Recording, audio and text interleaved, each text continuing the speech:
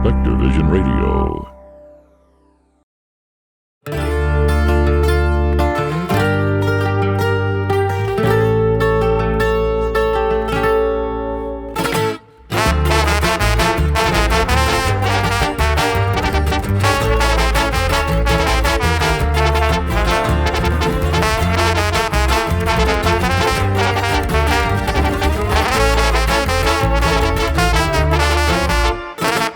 Welcome to El Cine Underground, where we expose the film history they left us out of. I'm Mariana da Silva. I'm an actor, a writer, a cinephile, and your host, coming to you from Spectre Vision Radio. Cuban cinema left us dazed here at El Cine, not just entertained, but transformed. Its films ask questions, revolutionary questions of identity, freedom, power, and control. And to be honest, feel completely changed from when we started making this podcast. That is the power of film, to demand answers from you, to shake you, to leave you different than before, to reveal more of you to you. And it's that exact power of film that leads us into today's episode, where we're diving into the world of Guillermo del Toro. Well, when I was a director, anything that was different than what I thought was a challenge. And now it's an opportunity. Our defects are undeveloped merits, undeveloped virtues. They're exactly the same. What makes you bad at your job, if you train it and hone it, will make you good at it. If you take biography and everything that doesn't work in your biography and you obliquely talk about it. I don't think I want to make a movie about my childhood ever, but I've done it. Pinocchio, I've done Hellboy, I've done Devil's Backbone, I'm the girl in Pan's Labyrinth, and so on and so forth. I mean, that's the biography of my soul. It's a lot more interesting than the biography of my body.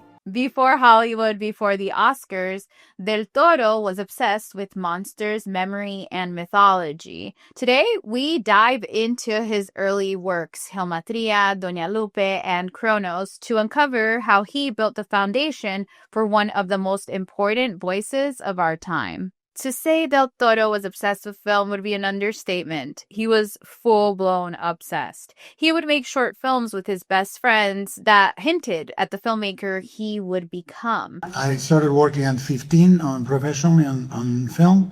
I did all those years working on anything.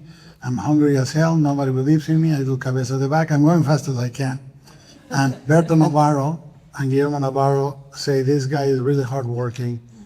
What does he want to do? And they produce, Berton produces Cronos. The films from the beginning explored empathy and power, authority, but in fantastical worlds, and always with a playful sensibility unique to Del Toro himself. I did commercials.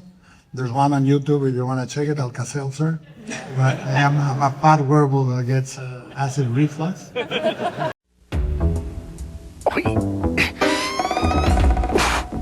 Con permiso. Primero come como fiera y luego hay que aliviar su malestar. ¿Cómo me siento?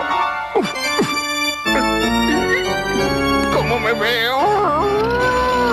Si el malestar lo transforma, tome Alka-Seltzer, que alivia el malestar estomacal y el dolor de cabeza también. ¡Ah! ¡Qué alivio! Alka-Seltzer. Todos saben que sí alivia. And honestly, I think that's why Cronos is my go-to New Year's movie. I watch it every January. I revisit it, not only because of the vampires, although that's always fun. We love vampires here at El Cine. It's because it questions mortality and how you choose to live, no matter how long that is. And who doesn't want to start their New Year's off with that? Today, we're diving into his early period. We're talking about Del Toro's early short films, Geometría and Doña Lupe, and how those two films influenced his feature debut, Cronos. You'll hear about his influences, his early successes, and his struggles, and what happened when Hollywood came calling. We're celebrating a filmmaker who never lost his devotion to art, craft, and story. Nobody had any auspicious desires for me.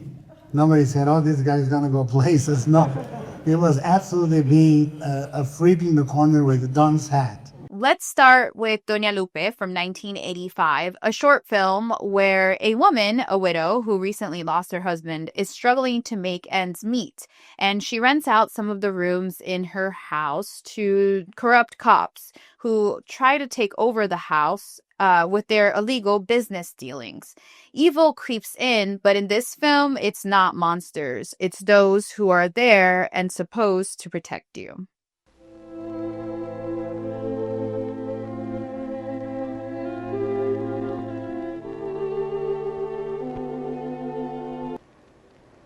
Mi Jesús.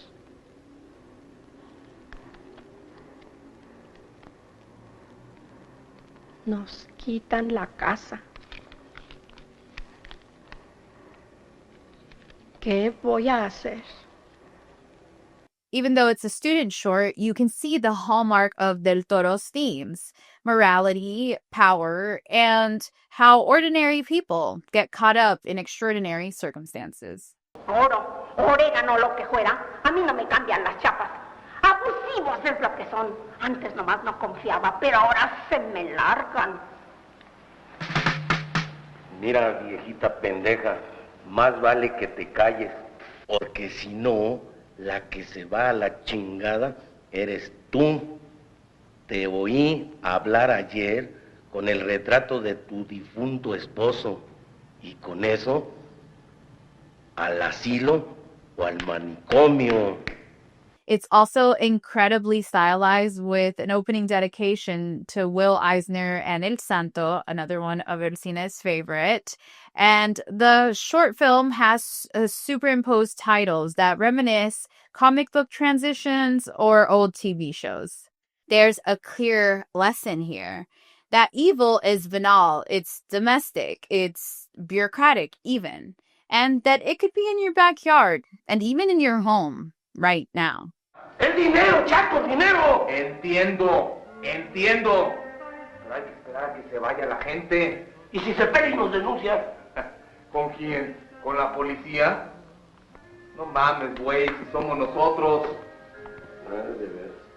You can feel Del Toro's deep empathy for his characters. They're not just props for horror. They're breathing, living characters that are making choices and suffering those consequences. That empathy that he has for the human experience will follow him in his work all the way to Pan's Labyrinth and beyond. Here you can also start to see his distinct visual language develop. You can see a strong sense of storytelling through spaces, something he takes into full mastery later in his career.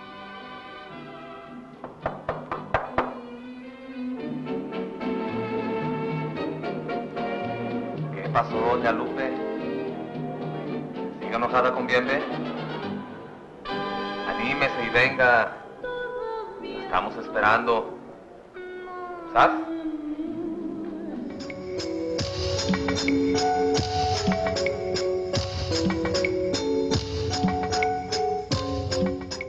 Now we're talking about Geometría, a short from 1987.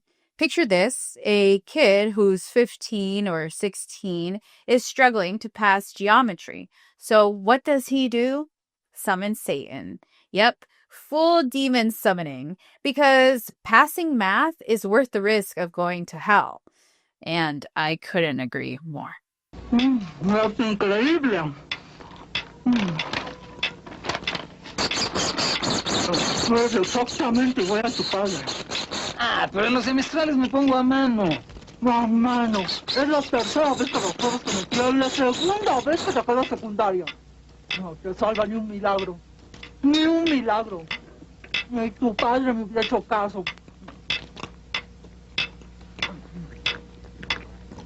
¿Dices que tu familia no te entiende? ¿Que tu casa ya no es para ti? Todo mejorado. Quizá eso falta del consejo y el apoyo que antes buscaba. Doctor, solo nos resta. But what makes a good short? This film hit every single beat. It was a perfect short film. Every kick, even the final one, is unexpected. Today, I read something and I found it fascinating. And it said that short films are about events. Feature films are about characters. This film is proof that you can do so much with very little. You can watch this film and see that Guillermo del Toro made it. Geometría does a beautiful job of setting the tone for who Guillermo del Toro would be as a filmmaker. The way he frames in almost a comic book style way is so intimate with its characters that make it feel suffocating, which is the sense of the film and is a sense of how this character feels. Guillermo del Toro uses lighting and style to make things, even the most mundane, feel fantastical. I was in film school, I was in the screenwriting school, and I wanted to make the most grotesque, gratuitous sort of horror movie. And it was the time when I was in love with Lucio Fulci, Mario Bava, Dario Argento, and I wanted to make a really crazy colored, grotesque colored piece. I love the idea of seeing sort of these crazy colors Argento and Bava used applied for purely textural reasons. I mean, Bava certainly did it in lieu of a budget for sets, for example. So he made the sets look really interesting. And therefore, the gesture, I found it very powerful because it was purely cinematic. It was purely visual. He was just doing it for the texture and the feel and as part of the film language. Del Toro was highly influenced by the works of Dario Argento and Mario Bava, movies that use lighting to make things look more fantastical and not focusing so much on making anything feel real, but more so making things feel stylized and intentional. More than ever in this film, you see the forming of Del Toro's voice, the blending of the human and the fantastical, the ordinary stress with extraordinary consequences, and mortality wrapped in humor. And it was a moment where I separated from my teachers and my generation and was able to say, I'm different. Not that I'm better or worse, but I don't agree with anything you say. And I think that I have made a language eventually through the years. I made a language out of these shortcomings and no-nos that we were taught in school. So it's a successful short in that it definitely alienated me from the rest of the community and allowed me to find my own path. Here you see the seeds of Chronos, sympathetic monsters, meticulous storytelling, and the giant moral weight. He makes us care about this screw-up, who I don't think is a screw-up, because if he cares that much about passing his math test, that he's willing to summon Satan. We do want him to be helped by Satan, but can't help what happens to him if he wants it this bad. Del escroto. Como protección a la invocación de un demonio mayor, colóquese usted dentro de un pentágono trazado con su propia sangre.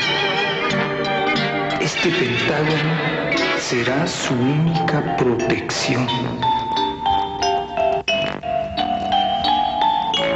Este pentágono será su única protección. In the end, though, we get a twist ending that makes us both laugh and terrified, which is a signature for Guillermo del Toro. You can start to see in this film his fascination with authority and the ways the systems control us, though how rules can seem monstrous. This is something that will echo in every single film he makes. The ordinary trapped by the extraordinary, and the human negotiating with the impossible. As we do these episodes, we realize we can't talk about film and not talk about the questioning of control and authority. And it made me wonder, or make the connection more so, that really to be a filmmaker, you have to question authority. You have to ask questions of yourself. And films are effective when they do the same. And I think when they're coming from cultural places or storytelling of those, which he does so beautifully in his films, he celebrates culture, but sticks to the human core experiences and how overwhelming life can feel. And that becomes fantastical in his films. And it becomes fantastical in this film in 6 minutes. It's crafted perfectly. It's entertaining. It sits with you. After we finished watching it, Angel and I looked at each other and we're like, damn, that's a good short film. And it really is. I hope you'll watch it. It is like a snapshot of youth for me. It's exactly as if you were looking at, and we all have those, a bad hair photograph. And still, you cherish it because it is you as a kid. And the fact is, one of the experimentations that we did in Geometría that still is with me to this day is I wanted very much to come to a pattern like Baba does. And eventually I evolved my own palette. And on Mimic, Chronos, first in Chronos, and then on every movie I do, I play very much a juxtaposition of amber and cyan. That's my palette.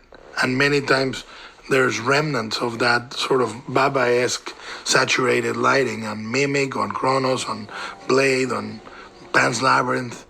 So for better or worse, the first steps into articulating that boldly were there.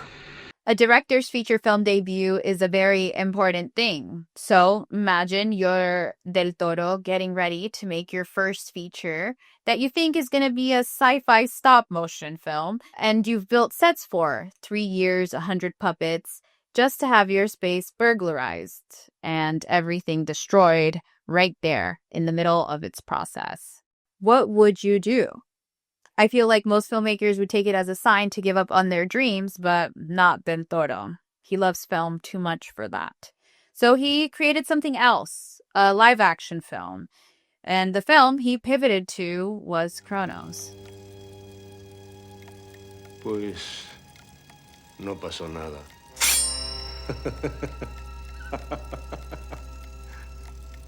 Mira qué curioso.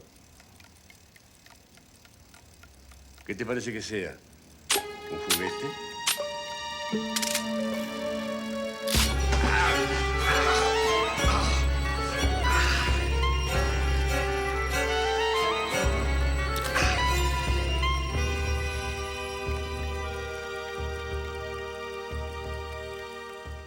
I once was told by a filmmaker friend when I was having a spiral of our art spiral, as some of you may recognize and know, that if you're meant to do something, there is no option not to do it. You will have to pursue and continue to make that art regardless of whether you want to or not, because that's your language. That's how you speak. That's how you express yourself. That's how you reveal yourself to yourself. And Del Toro is so committed to cinema that as much as we will talk about these moments of what somebody would call failure, he uses them as pivots.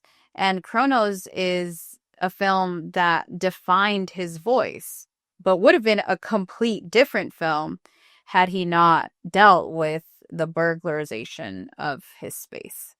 Entonces, pero llegó un productor americano y me dijo, necesitamos traducir el guión al inglés. Entonces, a la hora de que vi la traducción en inglés, no me gustó y le dije, ¿sabes qué? Mejor lo reescribo completamente al inglés. Mi segundo idioma es el inglés, pero soy prácticamente totalmente bilingüe. Y dije, bueno, lo reescribo y lo que hacemos es lo traduzco al español. Evidentemente el dinero en Estados Unidos nunca se materializó. Ahora que trabajo en Hollywood, sé perfectamente por qué. Pero en aquel entonces no sabía nada y yo pensaba, claro, les va a interesar muchísimo la historia de un abuelo vampiro con una nieta que lo quiere mucho. And then the Institute of Film, Mexican, hates the movie. They made it really hard for me to make it, 4 years of hell. Then they see it and they said, and I wrote it on my diary, He said, this movie will go to no festivals, earn no honors, and will be forgotten. And I wrote it down and I put the date. And then the person that selected the movie for Cannes said, I won't even show it to Cannes. It's a genre film. And I said, okay. And then by accident, in the festival we had found it. The head of the Critics Week in Cannes came to see the movie. And he said, I'm taking this one and only this one. And we won. I find that really great art is made in times where you have to think outside the box or in problem solving that you didn't expect. Often we get hung up on the problem, but in that problem, we can discover an ocean of ideas that are influenced by what actually can be. So, the sculptures that you see, the insect is mine, the exterior of the device is made of real gold and silver. It was made by a jewel maker. The mechanism of the device were done by my father-in-law. I mean, it became a family enterprise. My first wife was there, and she probably got tired of it. That's why she's my first wife. Chronos, released in 1993, is, as I mentioned, my favorite, hands down, New Year's movie, because it hits me different every year. As I get older, it really asks me, who am I giving my time to and how am I spending it while I can? Life is but a short dream.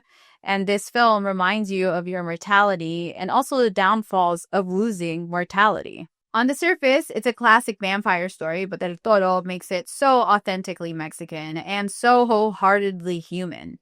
It's the story of Jesus Gris, an antiquity dealer who finds a golden scarab who grants eternal life. But as we all know, immortality comes at a high cost. Usted habla de eternidad. Y mire mi piel. Está descompuesta, se me está cayendo a pedazos. Peel it off. No. ¿De qué habla? Peel it off!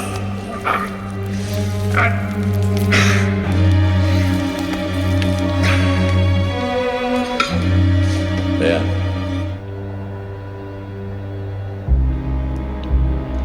¿Qué me está pasando? Ha vuelto a nacer. ¿Pero qué es lo que me hace falta? Sangre.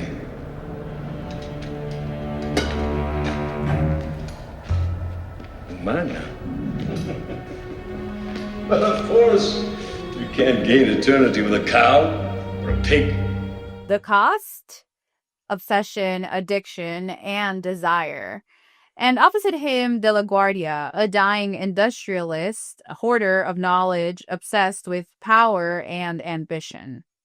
And then there's Angel, Ron Perlman's character, chaotic, vain, and unforgettable.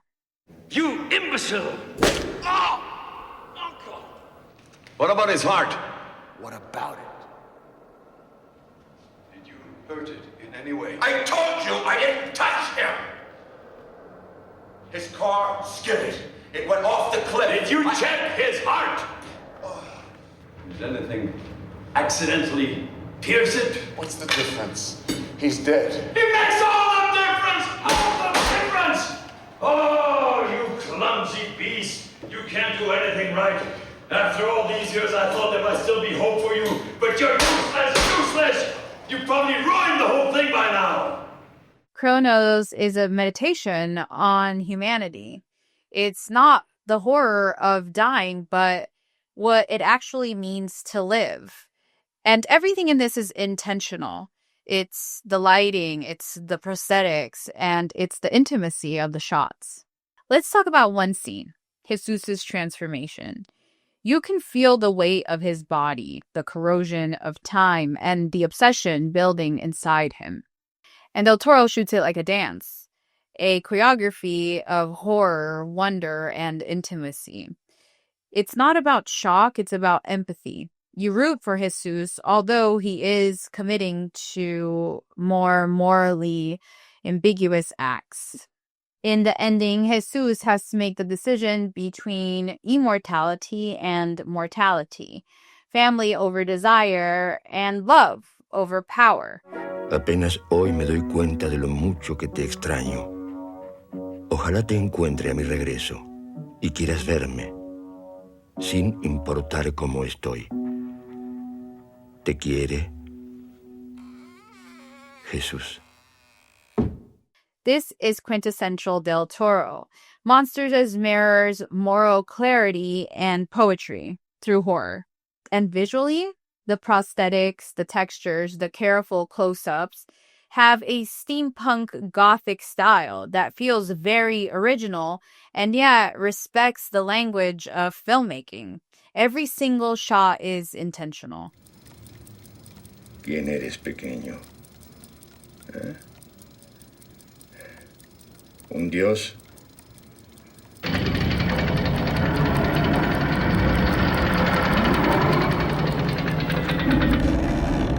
¿Cuánto bien me haces? One of my favorite parts of this film is that Del Toro didn't cast international actors. He cast actors from telenovelas who the Latin audience would be familiar with, and it gives it a very distinct style. And there's the telenovela actor we all love, Ron Perlman. Plastic surgery and you. Plastic surgery, contrary to many beliefs, is a matter both of body and of flesh and mind. In this respect, Get up here immediately! Motherfucking cocksucking son of a bitch, asshole, pendejo! I want to know what happened. You're right there. And these are faces that are recognizable to the local audience, which makes the film feel even more empathetic when it's placed in the sci-fi and supernatural world because these people feel like people we know. ¿Te gusta? No. Te ves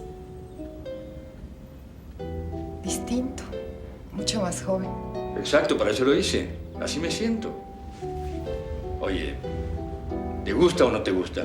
Sí, sí me gusta. Bueno, pues es muy bueno.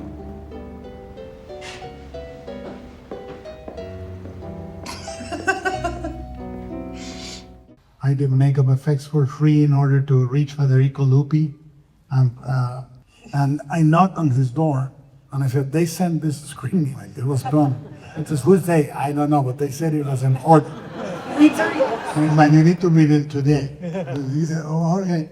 And next day he said, who sent it? I said, me. I wanted to lead a maid character. This is classic Del Toro. He blends fantastical with the familiar. By casting actors who have the telenovela pedigree, his worlds felt lived in and not just invented.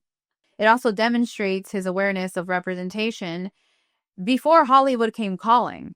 He's figured out how to celebrate his Mexican roots while also keeping his stories incredibly universal. Cuánto silencio.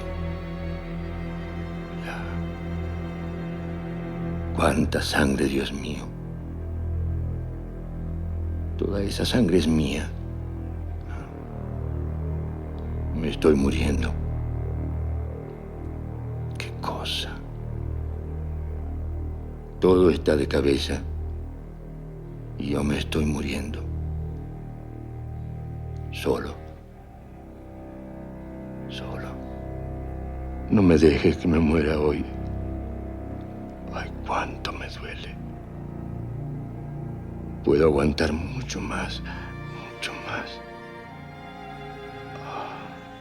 Del Toro has been open about what shaped him, and in 2022, he updated his list for the Sight and Sound poll of the greatest films. And when you read it, it's like reading his cinematic DNA.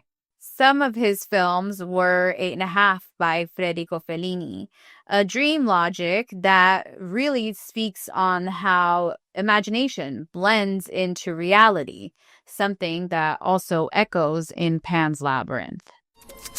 Hola, he seguido hasta aquí. ¿Es un hada? Mira.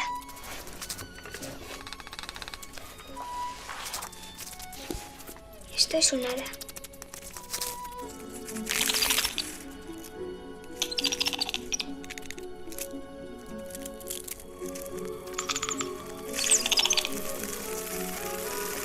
James Whale's Bride of Frankenstein shows us the beginning of his obsession with a tragic monster, a monster that is both humanized and sympathized.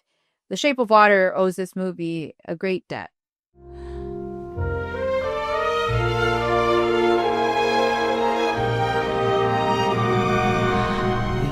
Went away and my heart went with you. I speak your name in my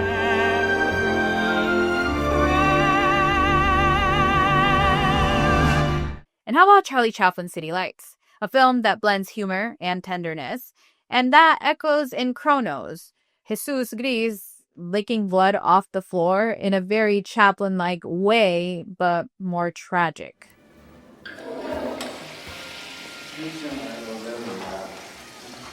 No me cae que esta musiquita la vengo oyendo desde que era niño. Qué fiesta tan decadente, carajo. De veras. No mames. No mames lo que vinieron a hacer aquí. Ha de haber sido algún colado argentino o algún peruano que anda por ahí. Chingada madre.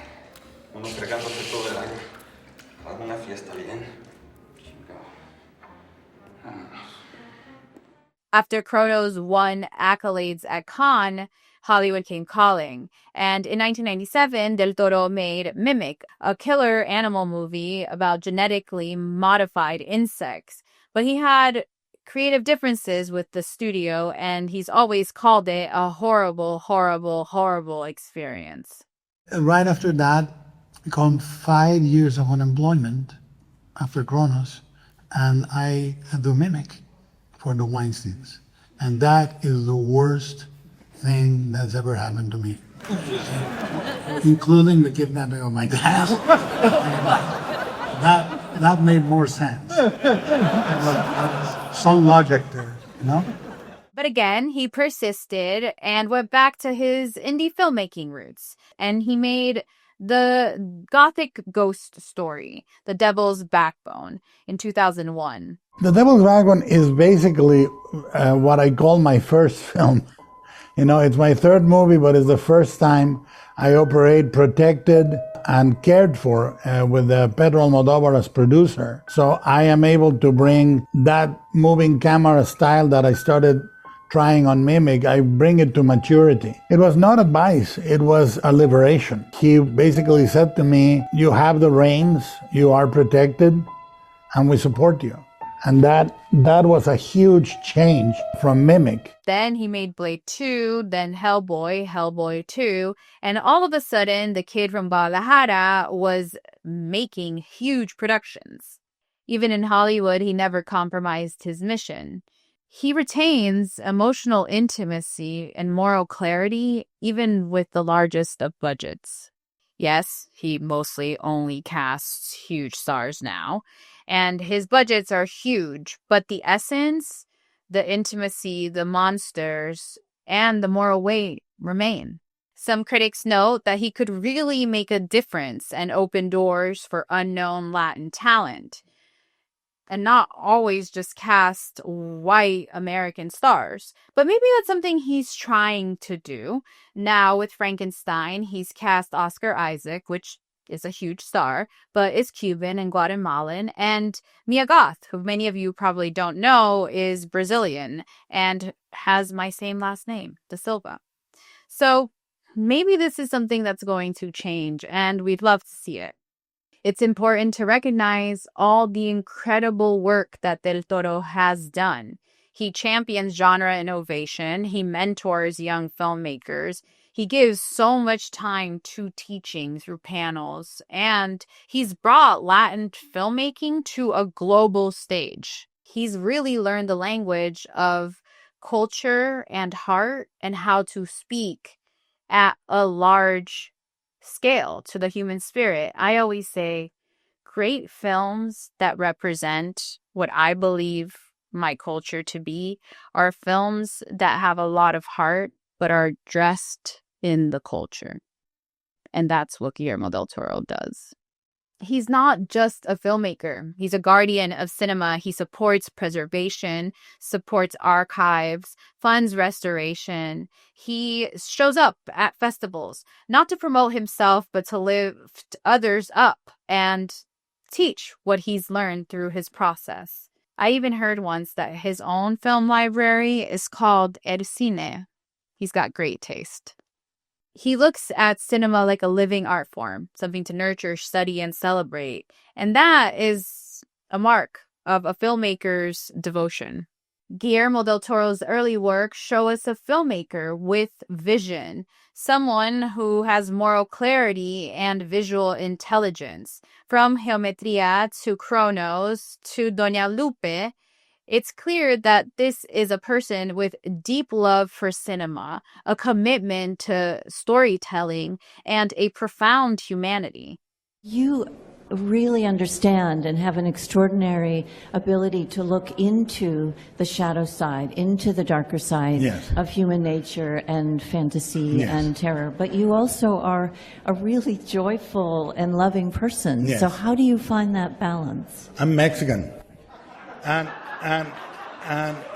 you know, no one loves life more than we do, in a way, because we are so conscious about death. Today, he's an Oscar winner, preservationist, and a filmmaker who reminds us that monsters aren't just there to scare us, that they're there to hold up a mirror, to be a metaphor, to be a guide.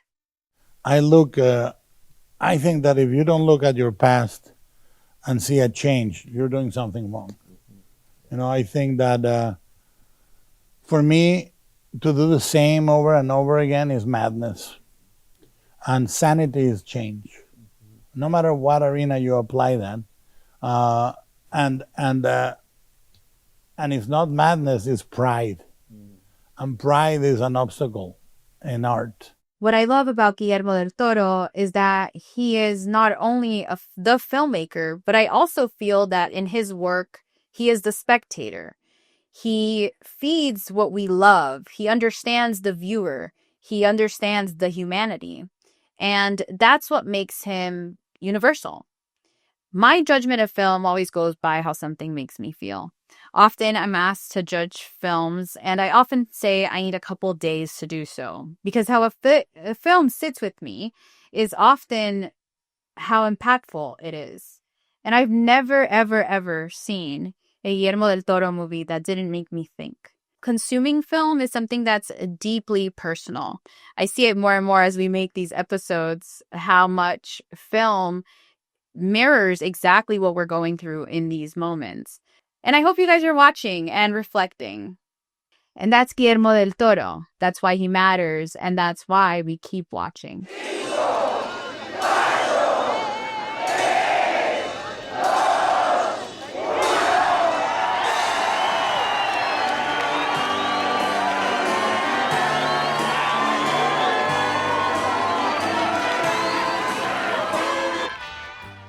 Gracias for hanging out with me, and if you like this, hit subscribe for more.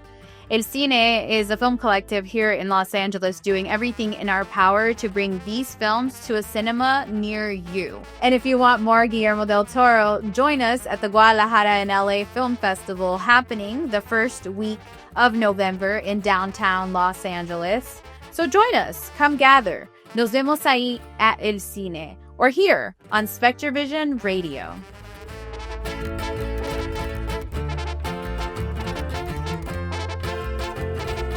This episode would not be possible without the help, support, dream interpretation of Angel Salinas.